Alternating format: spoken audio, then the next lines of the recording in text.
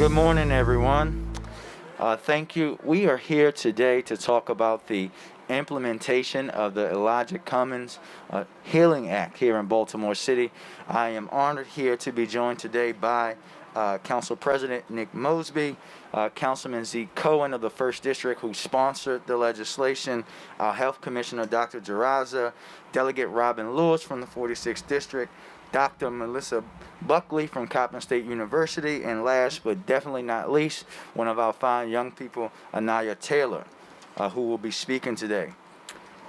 But before we talk about Baltimore, let me just recap on what we saw yesterday on the Capitol. What we saw on the Capitol yesterday was an attack of terrorism and an attack on our democracy. What we saw was white supremacy. Treason is what we saw and witnessed yesterday. For years now, Donald Trump has been stoking these flames of division in our country, of race dividing in our country, and what we saw yesterday was a direct result of that. This behavior is not surprising to me or to many. It should not be surprising to anyone. But let us be clear, that behavior did not begin with Donald Trump, but I do hope that we use this moment of the end of his presidency to begin the work to make sure that behavior does not continue. Despite the treasonous actions at the U.S. Capitol last night, let's not forget also what happened yesterday. The election of Joe Biden and Kamala Harris was officially certified. Georgia elected its first black senator, Raphael Warnock, and its first Jewish senator, John Ossoff. We will not be deterred in continuing the work of building a more just, equitable country despite what we saw yesterday. And let me also be clear, the 25th Amendment should be invoked and he should be removed immediately. And each and every person who committed an act of treason in storming the Capitol yesterday should be prosecuted. And as our country embarks on a journey of reckoning and healing, we must do the same as a city. We are here today, as I said earlier, to discuss the implementation of the Elijah Cummings Healing City Act. And in this moment, I can't help but think of what our forever congressman would have said about what transpired yesterday. I know that he would encourage us all to address the systematic issues that caused those things to happen and led us there in the first place. And he would also challenge us all to call things for what we see them and for all of us to be better as we continue to move forward. It is appropriate that we are standing here today in our own city to begin addressing trauma and violence as the public health issues that they are. Addressing trauma is critical to prioritizing the lives of all Baltimoreans. Building a safer city will require us to fundamentally transform how we operate across our city agencies. Implementing the Elijah Cummings Healing City Act is a core part of that strategy. This morning, I am formally issuing policy guidance that will require all of my senior level cabinet members to be trained in trauma-informed care within 30 days. This training will officially commence the implementation of the Elijah Cummings Healing City Act. These trainings will be conducted by the Health Department in partnership with community-based organizations. And although we continue to navigate the dual public health emergencies of gun violence and this pandemic, I know that in Baltimore we will have a year of 2021 that will be a year of healing. In partnership with Councilman Cohen and the Trauma-Informed Care Task Force, we will act with urgency. I want to thank the community that formed around this legislation for all of their hard work. I will look forward to partnering with you as we implement the Healing City Act. The time to start this work is now, and it has begun.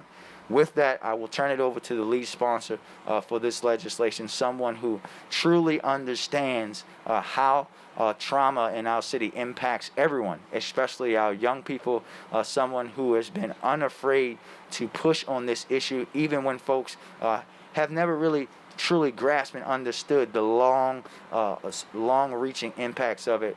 Councilman Zeke Cohen. Councilman?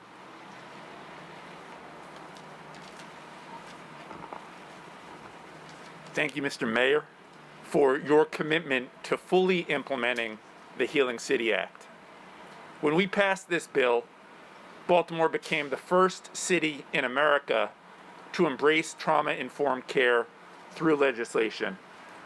It's an honor to get to do this work with you, our outstanding health commissioner, Dr. Jaraza, and so many other partners. Thank you, Mr. Mayor, for declaring today that you and your cabinet will be the first to be trained in healing-centered, trauma-responsive care. We know that cultural transformation can only take place when leaders embrace change, not only through their words, but through their deeds. That is why on Monday, I'll introduce a resolution to the City Council calling on us, myself, and my colleagues to get trained up as well. And I appreciate President Mosby for supporting this work and for making it a priority. If we are going to ask our agencies to change, we can't just talk about it, we have to be about it. Let's be honest. The trauma that we see in our schools, neighborhoods, and homes is unparalleled. This year, 3 recent graduates of Patterson High School were murdered within a month. 3 children gunned down in our city. Their names were Ethan, Nayeli, and Jordan. They were not just numbers in a grim march toward 300. They were athletes, scholars, sons and daughters, brothers and sisters. They were our brilliant future cut short by bullets. They were the joy and pride of Baltimore. They were stolen from us. I remember a teacher describing the agony that she felt grieving alone, severed by the pandemic from her school community. She said, "These kids were my heart. It feels like in Baltimore we all can't breathe." We need a city government that operates with empathy, acknowledges the harm that so many residents experience, and works every day to heal the people we serve. Like the great Congressman Cummings used to say, who we named this law after, we need to transform our pain into purpose. We finally have a mayor who understands that we cannot arrest our way out of this problem, that mass incarceration fueled the misery and carnage that is killing our communities. This legislation will force us to not only get trained, but also review every policy and procedure to determine how we get better. As we emerge from the COVID-19 pandemic and confront the disease of gun violence, Baltimore must unite like never before. Now is the time to elevate the brilliance of young people like Aniyah Taylor, who led a powerful, peaceful protest this summer with thousands of people demanding justice for Black lives. Now is the time to unite with healing-centered movements like Healing City and Ceasefire, and professors like Dr. Buckley who speak truth to power. Now is the time to partner with bold leaders in Annapolis like Senator Carter and Delegate Lewis to bring this bill out of Baltimore and across our state. Now is the time for our legislative branch, President Mosby, myself, to work hand in hand with the executive branch to show people the partnership we're capable of. Now's the time for government to unite with our businesses, nonprofit, and foundations.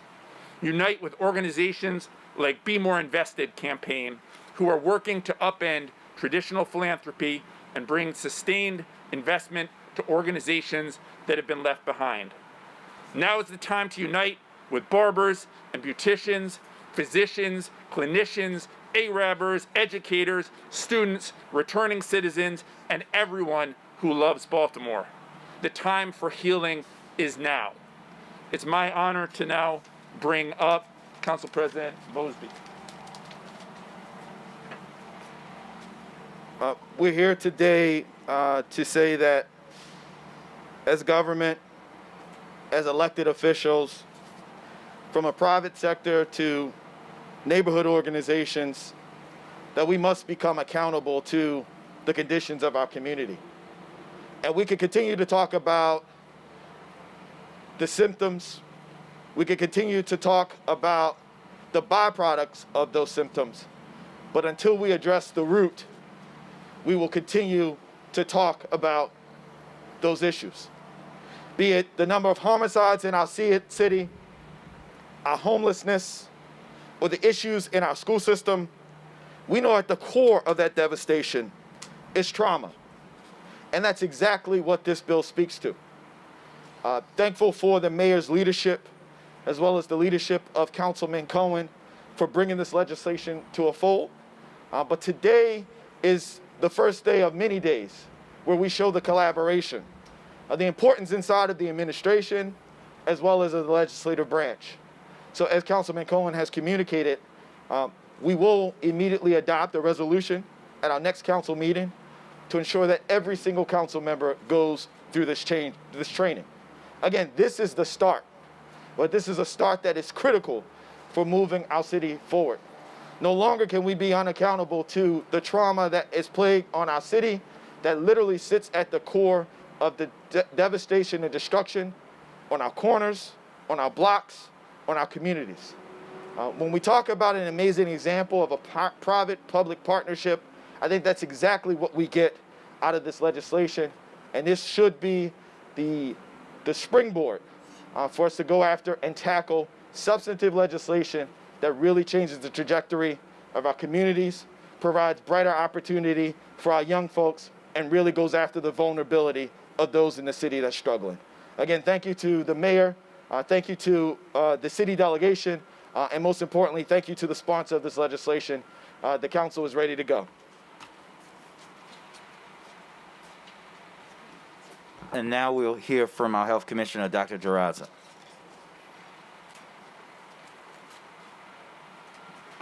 Thank you, Mayor Scott, Council President Mosby, Councilman Cohen, Delegate Lewis, Dr. Buckley, Ms. Taylor, and everyone assembled here today for your unshakable commitment to the vision of a healed Baltimore City. As those who've spoken before me have mentioned, what's most important is that we begin to address the root cause. We know that trauma begets violence. We know that our residents have experienced extreme trauma. And this act helps us to better address that as a city. So I'm honored to stand alongside everyone here today as we work collectively towards a citywide cultural shift from violence to healing. As a member of the Healing City Task Force, the Health Department's role is to coordinate and develop trauma-informed training for city agencies. We are establishing metrics that will help with the evaluation and assessment of the progress of the citywide Trauma-Informed Care Initiative. Additionally, the Health Department serves as technical advisors to agencies as they implement these trauma-informed practices. To ensure Baltimore City residents, or rather Baltimore City employees, are trained to the highest standards of trauma-informed practices, our training curriculum is informed by research. This curriculum builds on guidance from the United States Department of Health and Human Services, the Substance Abuse and Mental Health Services Administration, and the Maryland Department of Health. The Health Department is also responsible for assessing agencies for training and technical assistance needs related to each agency's trauma responsiveness. We remain extremely excited about this legislation and about the outpouring of support for the Healing City Act as we look forward to a more whole Baltimore City in the future, with city agencies leading the way as they adopt and implement a trauma-informed approach towards all of the residents we serve. Thank you. Thank you, Dr. Jaraza. We will now hear from Dr. Buckley from Coppin State University. Good morning, everyone, and thank you for this opportunity to speak on behalf of Healing City Baltimore. I am truly humbled and honored to stand here among such esteemed people, but there are so many others that are a part of the Healing City Baltimore movement. Healing City Baltimore is committed more than ever before to healing, together, shoulder to shoulder as neighbors. We are a diverse, community-driven movement, and we've been very active since February 2020 when we launched Healing City Baltimore at the Morgan State University and Coppin State University. On that weekend is when the Elijah Cummings Healing City Act was signed into law, into Baltimore City law, and we have advocated for state legislation to go along with that, and you'll hear more about that today. We have awarded scholarships. We have hosted a series of virtual conversations with key stakeholders from our community. We've established the Baltimore Neighbors Network, which is a network of neighbors who have connected with our older adults during the midst of the pandemic to ensure that they weren't forgotten. And there's so much more that Healing City Baltimore has done. We are extremely enthusiastic about our upcoming summit, where we'll hear presentations and workshops from different people throughout our community, young people, older adults, community organizers, university students like mine from Coppin State University. We are hopeful that someone who is watching this broadcast will also submit their proposal and be a part of the summit in a couple of weeks. Healing City is an example of community and city government's partnership. We hope that you will join us in our collective efforts to healing as we infuse trauma-informed care into the core of our city, and we continue this journey of healing together. Thank you. We will now hear from Eliah.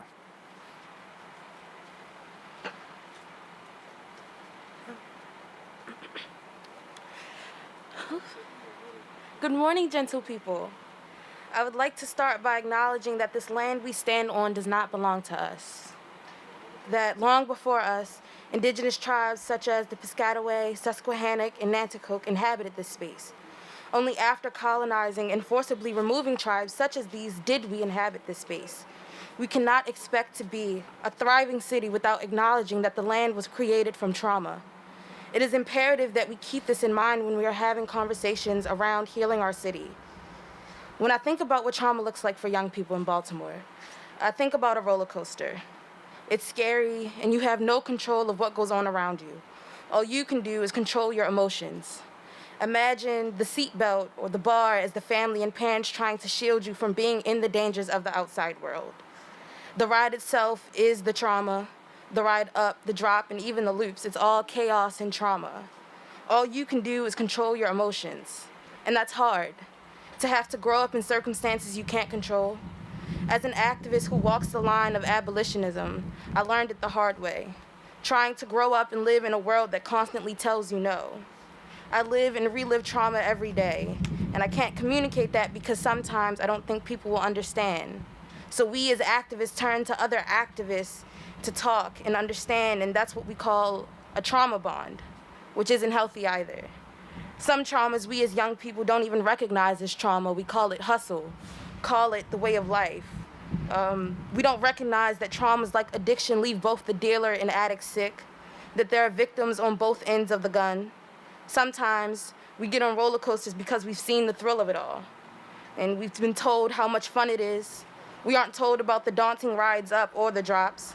And in recognizing all of this, I'd like to thank Councilman Zeke Cohen for introducing and passing the Healing City Act and elevating the urgent conversation of healing trauma. It's important that city agents are involved in getting these trainings. It's important that they are the first people. The people who are in service of the community must know and understand the community to truly serve it well. We can't expect them to feel the depths of our wounds, but we can try to understand and ask them to help close them. I'd like to also thank Mayor Brandon Scott for understanding the urgency of this, for beginning to implement the legislation, and for leading from a place of deep compassion for children in Baltimore. I'm truly inspired by Mayor Scott, knowing that he went to Mervo, knowing that he understands growing up in a city, knowing that he understands that trauma isn't just on the front porch or in the neighborhoods, but we understand it around schools as well. The people who are in service of us need to understand this as well. I appreciate the people who are here today that do understand it and that do want to take the steps towards healing. I'm very honored to be asked to be here today. I'm very honored that people understand my need for this, for the need for all of young people to understand that healing is a virtue that I'm excited to take a step towards today. Thank you. Thank you, Eliah. And last but not least, we will hear from our wonderful delegate, Delegate Robin Lewis. Good morning. My name is Robin Lewis. I am state delegate representing the 46th District. I'm here to welcome you on the first day of a healed Baltimore, a pathway to a healed and thriving Baltimore. My job as state delegate is to pass laws, but my honor as state delegate is to support efforts to scale healing at the state level. I want to thank Mayor Brandon Scott, Council President Nick Mosby, and the sponsor of the Healing Cities Act, Councilman Zeke Cohen, for seeing so clearly that a policy change like naming, acknowledging, and addressing trauma is a viable and necessary approach to making our city a place where everyone can live and thrive. Last week, I was interviewed by a French news agency. They asked me if President-elect Joe Biden asked you for advice about what he should do on day one, what would you tell President-elect Biden? And I said, don't go straight to the reports on your shelf or the experts in your cabinet. Ask the people of our communities what they need. The Healing Cities Act here in Baltimore is an example. Councilman Cohen used that same method and asked the young people of our city, like the gifted and brilliant Anaya Taylor, what do you need to become the people you were born to be? And then came this bill. I want you to know that to the extent that states are the laboratories of democracy, this city is a laboratory for healing for Maryland. And it's my honor to be the House sponsor of a piece of legislation that will enshrine Baltimore's innovative approach to trauma-informed care into state policy. Along with Senator Jill Carter, who couldn't be with us today, but who is the Senate sponsor of this same legislation, I want you to know that I will lend every ounce of my strength and effort during what will be a very challenging session to put forward and require that every state agency should attend to trauma-informed care in its policies and practices. This piece of legislation will create a statewide commission that will determine how state agencies can integrate trauma-informed care approaches, just like Baltimore City is doing. It really makes me proud to go to Annapolis and say, here is an example of Baltimore's brilliance that came up from the roots, from the hearts of our young people, the solution that will serve us all. On that, I'll say thank you, and stay tuned for what we're able to do at the state level. Thank you. Thank you, Delegate Lewis. Now we all will take some questions. 3 questions. In regards to the Capitol riots, has the FBI reached out to your office, Mayor Scott, or are you talking to the local bureau as they work to identify individuals, and any inclination that some may have come from Maryland or Baltimore? The second question for council. One at a time, because we have other folks here. So the answer to the first question is no, they have not. But if they will, we will cooperate. We'll come back to you, Alexa. My question is twofold as well. You just touched on it a little bit. What Baltimore-based agencies, if any, assisted in the response to the Capitol, and do they still have a hand in it now? So, Alexa, thank you for your question. As you said yesterday, I spoke with Mayor Bowser, and we offered our assistance. BPD was answering the call via the state, via MEMA. To my knowledge, they were not given a mission that they did not have to go. Anybody else this side? Sir? Go ahead. You good? I can't see you, but yeah, sorry. Go ahead. It's Dave from Channel 2. I could, yeah. The speaker's blocking your head, Dave. Sorry. No worries. In relation to this legislation, how is this different from what already exists within the city? And Councilman Cohen, you mentioned the 3 Patterson High School students. Have you reached out to them specifically, the families, in terms of trauma and what they need specifically? Because oftentimes we hear from families of gun violence, murder victims, that they don't hear from the city or their elected officials. So how does this change in terms of your direct relation with those victims and their families?